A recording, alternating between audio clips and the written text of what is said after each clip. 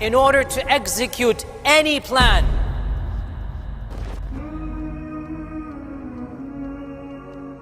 The 5-step prophetic plan. So anytime we have something we need to do, go back to this hadith.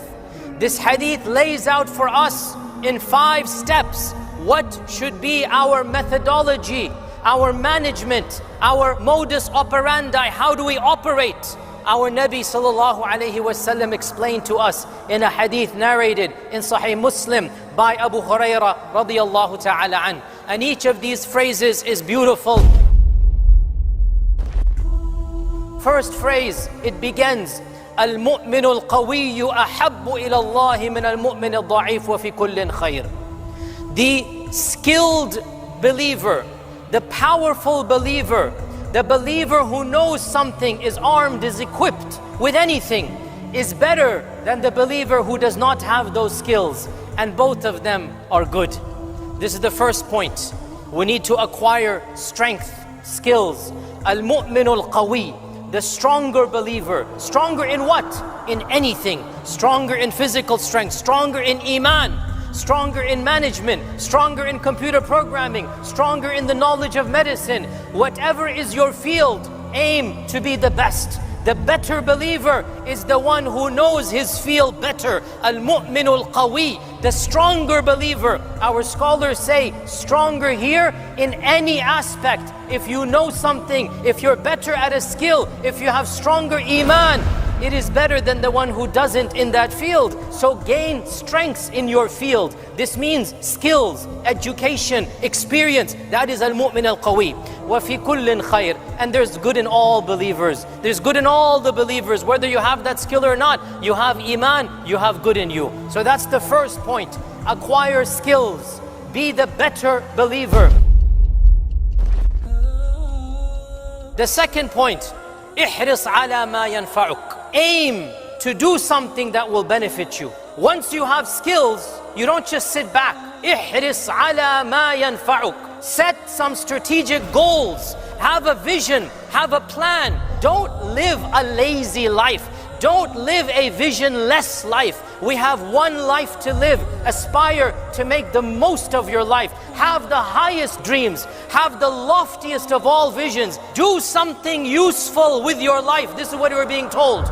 We're being told, be eager to do something that is beneficial. It is beneficial to have iman and good deeds. Be eager to have them. It is beneficial to have a job, acquire a job. It is beneficial to save money, save money. It is beneficial to have a loving family, have a loving family. You have to have desires, aims, goals. You have to have a vision.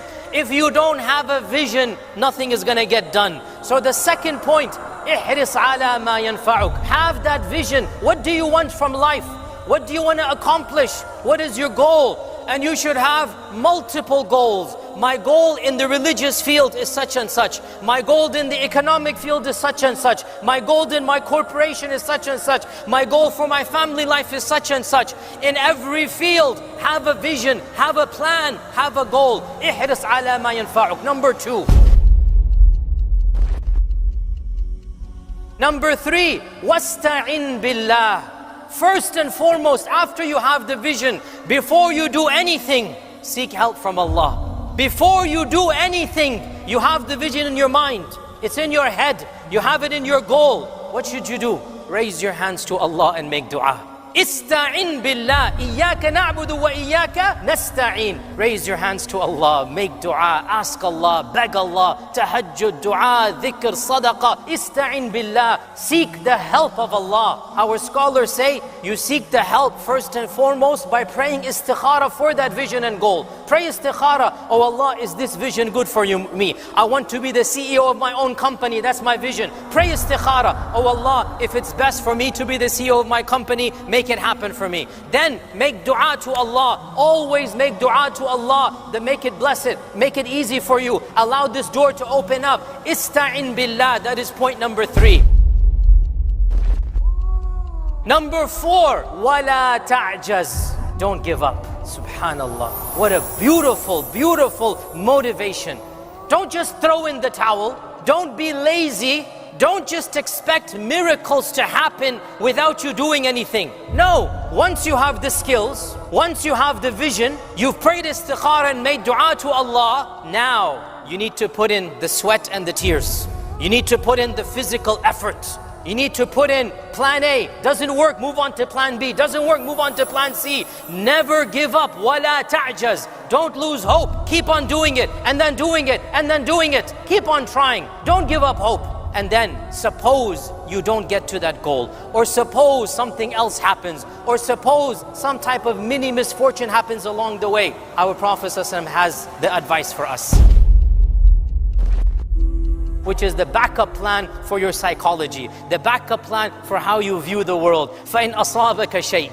If something else happens, you wanted to open your company, guess what? It didn't happen and you continued in your job. You didn't open your company. You tried, whatever, it didn't work out. And khalas, the door is permanently closed, not because of you. Sometimes it's beyond your control. Okay, it's closed now. So, our Prophet ﷺ said, if something else happens, then don't go back and rethink. Oh, maybe if I did this, maybe if I did that.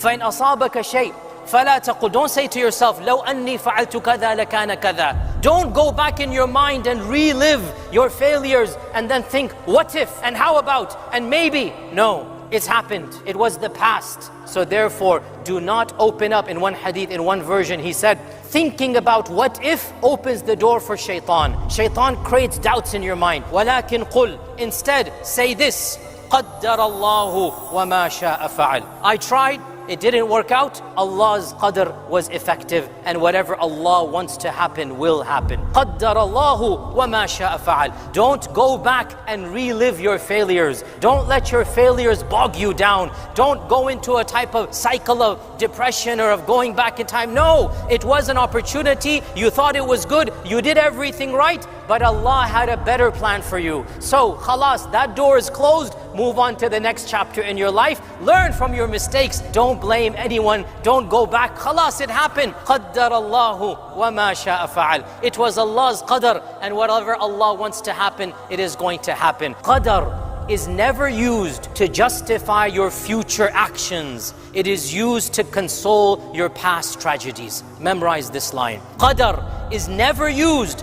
to justify a future course. Don't say, oh, it's Allah's qadr that I don't have a company. No, you don't know what is your future. You don't know what is Allah's qadr. Try to open your company. Try to be successful. Try. But then qadr can be used for the past. Oh, I tried, it didn't work. قَدَّرَ اللَّهُ مَا شَاءَ فَعَلْ. I move on to something else. Never justify a future decision based upon qadr. That is a misuse and an abuse of qadr. Rather, qadr can be used to console yourself for a tragedy of yesterday, for a calamity of a few years ago. You can say, oh, قَدَّرَ اللَّهُ, that accident happened, I lost money in the stocks, such and such. قَدَّرَ اللَّهُ وَمَا شَاءَ فَعَلْ. Okay, that's in the past. As for the future, you do not know Allah's qadr. So expect the best from Allah's qadr and strive to get the best qadr. And inshaAllah ta'ala, whichever path you go, it will be for your best qadr. Even if you don't arrive at the qadr you wanted, Allah's qadr for you will be better than your vision of your qadr for yourself. What Allah has chosen for you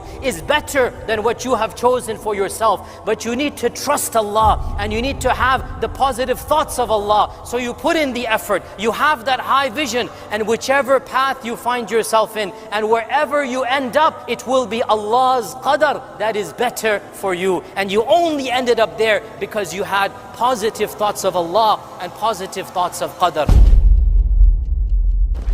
This is the simple 5-step plan. It is the foolproof methodology for our lives, for every aspect, for every facet, for every single arena. Follow these simple